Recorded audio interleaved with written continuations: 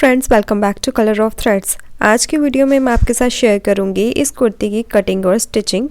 और प्लाजो की वीडियो मैंने आपके साथ पहले ही शेयर कर दी थी, लिंक आपको डिस्क्रिप्शन में मिलेगा, लिंक पर क्लिक करके आप वीडियो को देख सकती हैं। और जब भी आप वेलवेट या शिनील फैब्रिक के ऊपर सूट की कटिंग करेंगे तो उस प्लाजो वाली वीडियो को पहले से ज़रूर देख लें, क्योंकि उस वीडियो में मैंने बताया है वेलवेट या शिनील फैब्रिक के ऊपर कपड़े की राइट साइड हम किस तरह से चूज़ करेंगे। और अगर आप मेरे चैनल पर नए हैं तो चैनल को सब्सक्राइब करके बेल आइकन को प्रेस करना ना भूलें।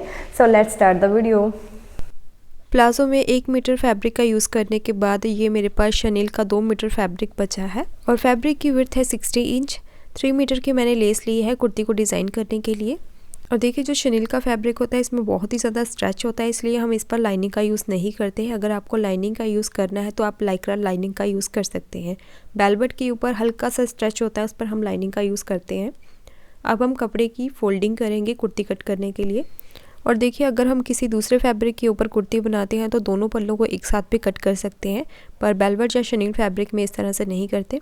दोनों पल्लों को हमें अलग अलग कट करना है। ये कपड़े की लंबाई वाली साइड है और ये चौड़ाई वाली साइड है।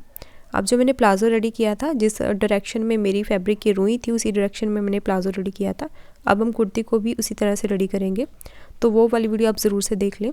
कपड़े को किनारे वाली साइड से इस तरह से डबल फोल्ड करेंगे और चेस्ट और हिप में से जो भी आपका हैवीएस्ट पार्ट होगा उसे 2 इंच एक्स्ट्रा कपड़े की फोल्डिंग लेनी है। इस तरह से मैंने 2 इंच एक्स्ट्रा कपड़े की फोल्डिंग की है। और फैब्रिक की ये जो किनारी वाली साइड है इसे आप बाद में कट करें या फिर आप इसे पहले ही निकाल दें।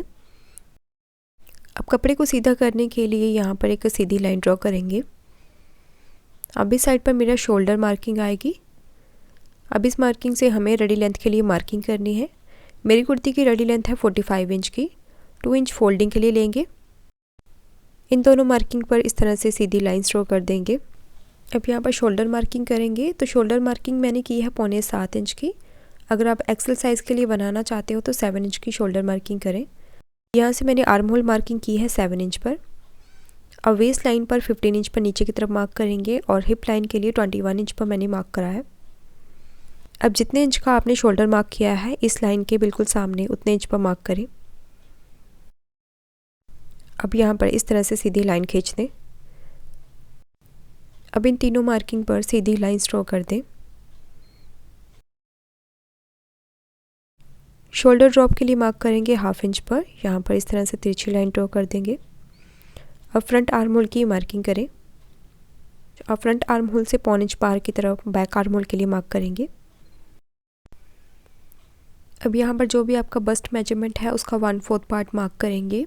अब देखिए, जो शनील का फैब्रिक है इसमें बहुत ही ज़्यादा स्ट्रेच होता है, तो ज़्यादा इसमें लूजिंग ऐड नहीं करनी है आपको। अगर आप लूज़ कुर्ती पहनते हो तो भी इसमें ज़्यादा लूजिंग आप ऐड ना करें।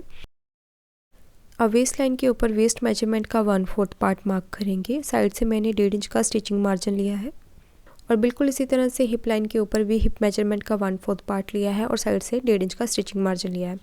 अब इन तीनों मार्किंग को इस तरह से जोड़ देंगे।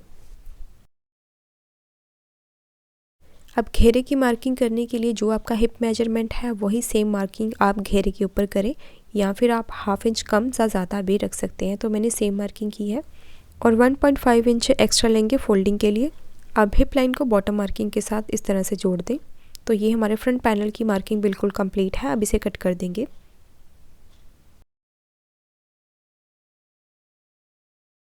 तो फ्रंट पैनल की कटिंग होने के बाद अब बैक पैनल के लिए कपड़े की फोल्डिंग करेंगे।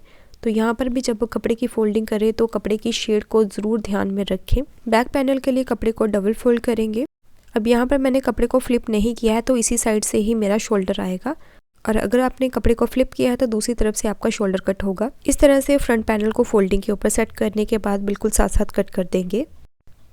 दोनों पैनल्स कट होने के बाद अब फ्रंट आर्म होल की कटिंग देने के लिए बैक पल्ले को साइड में करेंगे। अब फ्रंट आर्म होल को कट कर देंगे। बॉटम पर जो एक्स्ट्रा फोल्डिंग फैब्रिक लिया है उस पर इस तरह से स्मॉल कट लगा दें। तो ये दोनों पैनल्स की कटिंग बिल्कुल कंप्लीट हो चुकी है। अब हम स्लीव की कटिंग और स्टिचिंग देखेंगे। इस पर मुझे बेल स्लीव रेडी करनी है। स्लीव कट करने के लिए कपड़े को 4 फोल्ड कर लेंगे। सबसे पहले कपड़े को सीधा करने के लिए एक सीधी लाइन ड्रॉ कर दें। अब इस लाइन से 3 इंच नीचे की तरफ मार्क करें। स्लीव की रेडी लेंथ है 20 इंच। 1 इंच एक्स्ट्रा लेंगे। 21 इंच पर मैंने मार्क किया है।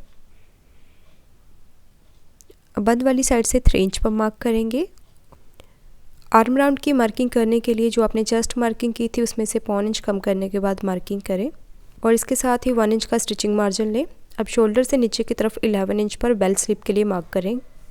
अब यहाँ से मेजर करें, जो भी आपका आर्म राउंड आएगा उसका हाफ यहाँ पर मार्क करें। मैंने यहाँ पर 5.5 इंच पर मार्क किया था और जब मैंने स्टिचिंग की तो हाफ इंच का मैंने और लूजिंग ऐड की थी। इसमें 1 इंच का हमने स्टिचिंग मार्जिन रखा है और इस स्लीव में आपको 1 इंच से ज़्यादा स्टिचिंग मार्जिन नहीं रखना है।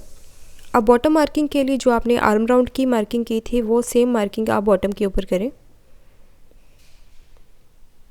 इसमें से 1 इंच कम करेंगे स्टिचिंग मार्जिन के लिए। अब इन मार्किंग को स्केल के साथ या फिर मेजरमेंट टेप के साथ इस तरह से जोड़ दें। बॉटम के ऊपर इस तरह से हल्की सी गुलाई देंगे। ये साइड से 1 इंच का स्टिचिंग मार्जिन आ गया। हाफ इंच अंदर की तरफ फ्रंट आर्म होल की गुलाई देंगे। तो स्लीव की मार्किंग बिल्कुल कंप्लीट है। अब इसे कट कर देंगे। स्लीव की कटिंग के बाद स्लीव को इस तरह से ओपन करें और फ्रंट आर्म राउंड की कटिंग कर दें। तो कटिंग बिल्कुल कंप्लीट है। अब हम इसकी स्टिचिंग करेंगे। तो स्टिचिंग के लिए बॉटम साइड पर मुझे ये लेस लगानी है। तो बॉटम से फैब्रिक को इस तरह से हाफ इंच अंदर की तरफ फोल्ड करते हुए ऊपर की तरफ हम इस तरह से ये लेस को अटैच करेंगे। और देखिए, अगर आप इस तरह की लेसेस का यूज़ कर रहे हैं जिसमें गोल्डन वर्क बहुत ज़्यादा है तो आपको नॉर्मल थ्रेड का यूज़ नहीं करना है, आपने इस तरह के ज़री थ्रेड का यूज़ करना है। और ज़री थ्रेड बहुत ही पतला होता है, इसीलिए यहाँ से स्क्रू को बिल्कुल लूज़ कर दें ताकि ज़री थ्रेड आसानी से यहाँ से पास हो सके। ऊपर की तरफ हमें ज़री थ्रेड का यूज़ करना है और नीचे बॉबिन में हमें नॉर्मल थ्रेड का यूज़ करना है। धागे को इस तरह से खींच के देखिए, अगर धागा आसानी से पास हो रहा है तो अब आप लेस लगा सकते हैं। और बेलवेट या शनील को स्टिच करने के लिए आपने मशीन में 11 नंबर नीडल का यूज़ करना है। तो ये देखिए, लेस लगने के बाद जो हमने स्टिच किया है वो बिल्कुल भी दिखाई नहीं दे रही है। और अगर आप इस तरह से लेस लगाएंगे तो बिल्कुल भी पता नहीं चलता है एम्ब्रॉयडरी है या आपने फैब्रिक के ऊपर लेस को अटैच किया है। अब स्लीव के ऊपर हमने फिटिंग की सिलाई लगा के इस तरह से स्लीव को रेडी कर दिया है। स्लीव रेडी होने के बाद अब हम फ्रंट नेक की कटिंग करेंगे। नेक कट करने के लिए मैंने पेस्टिंग बुकरम ली है जिसकी डबल फोल्ड के बाद चौड़ाई है 5 इंच और लेंथ है 8 इंच। नेक की लेंथ लेंगे 6.5 इंच। इसके साथ ही 5 इंच पर एक और मार्क करेंगे। नेक विड्थ लेंगे 3.5 इंच पर। अब नीचे वाली मार्किंग के साथ इस पर बॉक्स बनाएंगे। अब इस पर हमें पहले राउंड नेक ड्रॉ करना है। नीचे की मार्किंग पर हाफ इंच पर मार्क करेंगे। इस मार्किंग को राउंड नेक के साथ इस तरह से तिरछा जोड़ेंगे। नेक की चौड़ाई लेंगे 1.25 इंच। तो फ्रंट नेक की मार्किंग बिल्कुल कंप्लीट है। अब इसे कट कर देंगे। अब इस नेक को हम एक्स्ट्रा फैब्रिक के ऊपर पेस्ट करेंगे। नेक को पेस्ट करने के लिए हमें कॉटन फैब्रिक का यूज़ करना है। नेक को आयरन की मदद से फैब्रिक के ऊपर पेस्ट करेंगे। थोड़ा सा मार्जिन रखते हुए बाकी के एक्स्ट्रा कपड़े को कट करके फोल्ड कर दें। इस तरह से आपका नेक बिल्कुल रेडी हो जाएगा। अब फ्रंट पैनल को लेंगे, इसे राइट साइड पर इस तरह से डबल फोल्ड करेंगे। अब इस पर सेंटर मार्किंग करें। अब पैनल को इस तरह से ओपन करके रखेंगे। नेक के ऊपर भी हमें सेंटर मार्किंग कर लेनी है। दोनों सेंटर मार्किंग को मिलाते हुए इस तरह से रख लें। अब इसे पिन के साथ सिक्योर करें। अब बुकरम के साथ साथ हमें स्टिच करते हुए नेक को रेडी कर देना है। स्टिच करने के बाद एक्स्ट्रा कपड़े को कट कर देंगे। अब छोटे छोटे नॉचेस लगाएंगे। नॉचेस लगने के बाद नेक को पलट के सीधा करेंगे। कॉर्नर्स को अच्छे से बाहर की तरफ निकाल लें। फोल्डिंग के बाद नेक को अच्छे से आयरन करें। आयरन करने के बाद इस पर हमें तुरपाई कर लेनी है। तो इस तरह से सिंपल नेक रेडी करने के बाद इस पर हम लेस लगाएंगे। लेस लगाने के लिए कुर्ती को ऐसे उल्टा करें। अब लेस लगाने से पहले नेक के नीचे वाली साइड पर हमें फ्यूजिंग पेपर पेस्ट करना है जिसकी लंबाई है 9 इंच और चौड़ाई है 6 इंच। अब पेपर पर अच्छे से आयरन करके इसे पेस्ट कर दें। अब इस पर हम लेस लगाने के लिए मार्किंग करेंगे। लेस लगाने के लिए हमें मार्किंग करनी है। इसके लिए मेजरमेंट टेप को इस तरह से रखते हुए कुर्ती पर सेंटर मार्किंग करेंगे। अब शोल्डर से नीचे वाली साइड पर हमें 14 इंच पर मार्क करना है। अब राउंड नेक से नीचे वाली साइड तक इसे मेजर करेंगे। इसका जो भी सेंटर पॉइंट आ रहा है वहाँ पर मार्किंग करें। अब इस सेंटर मार्किंग से दोनों साइड पर हमें 1.25 इंच की मार्किंग करनी है इस तरह से।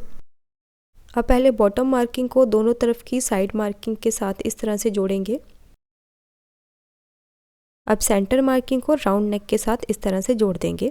तो लेस लगाने के लिए मार्किंग हमने कर दी है। अब राउंड नेक से हम लेस लगाना शुरू करेंगे और लेस लगाते हुए जब राउंड नेक की गोलाई आएगी तो वहाँ पर लेस को हल्का हल्का मोड़ते हुए स्टिच करें। और अगर आपने वेलवेट या शनील फैब्रिक के ऊपर इस तरह से लेस के साथ डिज़ाइनिंग करनी है तो आपको पहले फ्यूज़ पेपर को पेस्ट करना ज़रूरी है। फ्यूज़ पेपर लगाने के साथ फैब्रिक के ऊपर बिल्कुल भी सिलबटें नहीं आएंगी और आपका फिनिशिंग के साथ नेक डिज़ाइन रेडी होगा। अब लेस के दूसरी तरफ भी स्टिच करेंगे। अब हम बटन लूप रेडी करेंगे। बटन लूप के लिए मैंने 2 इंच लंबी रेडीमेड डोरी ली है, जिसे डबल फोल्ड करने के बाद इस तरह से नेक के ऊपर अटैच कर देंगे। तो फ्रंट नेक रेडी होने के बाद अब बैक पल्ले के ऊपर बैक नेक की कटिंग करेंगे। नेक विड्थ लेंगे 3.25 इंच, लेंथ मैंने ली है 4.5 इंच। अब यहाँ पर राउंड नेक ड्रॉ करके इसे कट कर दें। बैक नेक की फोल्डिंग के लिए मैंने कॉटन की फैब्रिक पट्टी ली है, जिसकी विड्थ है 1.5 इंच। पट्टी को इस तरह से डबल फोल्ड करते हुए नेक के साथ स्टिच लगा के इसे जोड़ दें। पट्टी हमने अटैच कर दी है और पट्टी के साथ साथ हमने छोटे छोटे नॉचेस भी लगा दिए हैं। फोल्डिंग हम पट्टी की बाद में करेंगे, पहले हमें शोल्डर अटैच कर लेने हैं। शोल्डर अटैच करने के लिए दोनों पल्लों को बाहर वाली साइड से बिल्कुल बराबर कर लें। अब यहाँ पर हम इस तरह से शोल्डर स्टिच कर देंगे।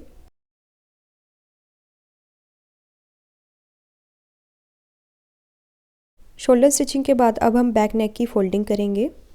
जितना भी एक्स्ट्रा फैब्रिक मार्जिन होगा उसे अंदर की तरफ अच्छे से फोल्ड करते हुए नेक की फोल्डिंग कर देनी है। तो शोल्डर हमने अटैच कर दिए हैं और यहाँ पर जो फ्यूज़ पेपर है इसे अभी रिमूव नहीं करना है, पहले इस पर हमें बीड्स वगैरह अटैच करने हैं। अब इस पर फिटिंग के लिए हमने दोबारा से मार्किंग करनी है, तो दोनों पल्लों को हमने इस तरह से बराबर करके पिन के साथ सिक्योर कर लेना है। एक साइड पर हमने मार्किंग की थी, अब इसके बिल्कुल सामने जो भी आपका मेजरमेंट है उसकी मार्किंग करें। अगर आपने दोनों पल्लों पर पहले ही मार्किंग कर ली है तो उसे क्रॉस चेक ज़रूर कर लें, क्योंकि ये कपड़ा काफ़ी लूज़ हो जाता है। तो मार्किंग कंप्लीट होने के बाद इस पर हम फिटिंग की सिलाई लगाएंगे, उसके बाद हम इस पर स्लीव अटैच करेंगे। तो दोनों तरफ हमने फिटिंग की सिलाई लगा दी है, अब हम इस पर स्लीव अटैच करेंगे। स्लीव अटैच करने के लिए एक स्लीव को मैंने लिया है, स्लीव को सीधा रखेंगे और कुर्ती को उल्टा। और जब भी पहली स्लीव को अटैच करें तो फ्रंट आर्म राउंड की कटिंग को ज़रूर चेक कर लें। कैसे चेक करना है, जो स्लीव की फिटिंग की सिलाई है और कुर्ती की फिटिंग की सिलाई इस तरह से एक तरफ आनी चाहिए। इस तरह स्लीव रखने के बाद अगर फ्रंट आर्म राउंड ऊपर की तरफ आ रहा है तो ये स्लीव आपकी इसी तरफ अटैच होगी, और अगर आपकी ये कटिंग ऊपर की तरफ नहीं आ रही तो दूसरी साइड की स्लीव है। तो इस तरह से चेक करने के बाद स्लीव को आर्म राउंड के बीच में इस तरह से सेट कर लें। कुर्ती और स्लीव की स्टिच को बिल्कुल बराबर कर लेना है। अब यहाँ से ही हमें स्टिच करना है, इसे शुरू करना है। यहाँ से शुरू करते हुए पूरे आर्म राउंड पर स्टिच लगा के स्लीव को अटैच कर दें। इसी तरह से दूसरी स्लीव को भी अटैच कर देंगे।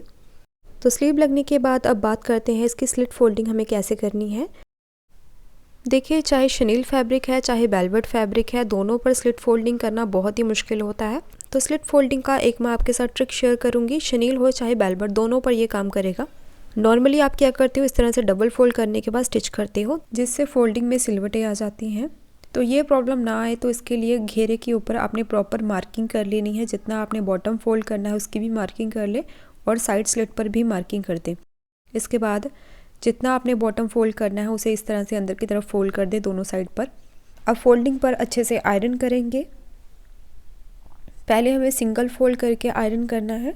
सिंगल फोल्ड के बाद अब इसे इस तरह से डबल फोल्ड करके इस पर फिर से आयरन करें। फ्रंट और बैक दोनों पल्लों को इसी तरह से पहले फोल्ड कर लें। फोल्डिंग के बाद इसे धागे की मदद से सिक्योर कर दें। यहाँ पर आपने सिलाई नहीं करनी है, पहले आपने इस तरह से कच्चे टांके लगाने हैं इस पर। और अगर आपने घेरे पर तुरपाई नहीं करनी, आप स्टिच के साथ ही घेर को फोल्ड करना चाहते हो, तो भी आपने पहले इस तरह से कच्चे टांके लगा के फोल्डिंग को सिक्योर कर लेना है। और फोल्डिंग को सिक्योर करने के लिए आप यहाँ पर रिवर्सिबल टेप का यूज़ भी कर सकते हैं। पर रिवर्सिबल टेप यूज़ करने का मतलब ये नहीं कि आपको तुरपाई नहीं करनी पड़ेगी, आपको तुरपाई फिर भी करनी है, क्योंकि रिवर्सिबल टेप वॉश के बाद निकल जाती है। सिर्फ हम फोल्डिंग को सिक्योर करने के लिए उसका यूज़ करते हैं। और जैसे हमने बॉटम फोल्डिंग की थी, बिल्कुल उसी तरह से स्लिट को भी तरह से डबल फोल्ड करने के बाद इस पर आयरन कर दें। आयरन करने के बाद स्लिट पर भी हमें हैंड स्टिच करते हुए इसे सिक्योर कर देना है। तो घेरे की हमने फोल्डिंग कर दी है, इस पर बाद में मैं तुरपाई करके इसे रेडी करूँगी। आप चाहे तो यहाँ पर स्टिच भी कर सकते हैं। इस कुर्ती के साथ जो मैंने प्लाजो रेडी किया था उस पर भी मैंने 2 डिफरेंट साइज़ेस के बीड्स को अप्लाई किया था। अब नेक पर भी मैं इन बीड्स को अप्लाई करूँगी। इसे हम थ्रेड के साथ सिक्योर कर लेंगे। अब लेस में से मैंने इन छोटे छोटे पीसेस को कट किया है। इन पीसेस को हम नेक के ऊपर अप्लाई करेंगे। नेक के ऊपर हमने बटन लगा दिया है और बीड्स को भी हमने थ्रेड के साथ सिक्योर कर दिया है। इन पीसेस को अप्लाई करने के लिए हम फैब्रिक ग्लू का यूज़ करेंगे। फैब्रिक ग्लू को नेक के बॉटम पर इस तरह से अप्लाई करें। अब इसके ऊपर जो हमने पीस कट किए थे उसे इस तरह से सेट कर दें। पीसेस को सेट करने के बाद इस पर हल्की सी आयरन कर देनी है। आयरन करने के बाद इसे थ्रेड के साथ सिक्योर कर दें ताकि वॉश करने के बाद ये निकले ना। तो इस तरह से ये कुर्ती डिज़ाइन बिल्कुल रेडी हो चुका है। जो हमने नेक के ऊपर बीड्स लगाए हैं वो आप स्लीव के ऊपर भी अप्लाई कर सकते हैं। तो आज के लिए बस इतना ही। ये वीडियो आपको कैसी लगी लाइक और कमेंट करके ज़रूर बताएं। तो मिलते हैं नेक्स्ट वीडियो में किसी नए टॉपिक के साथ। तब तक के लिए बाय बाय।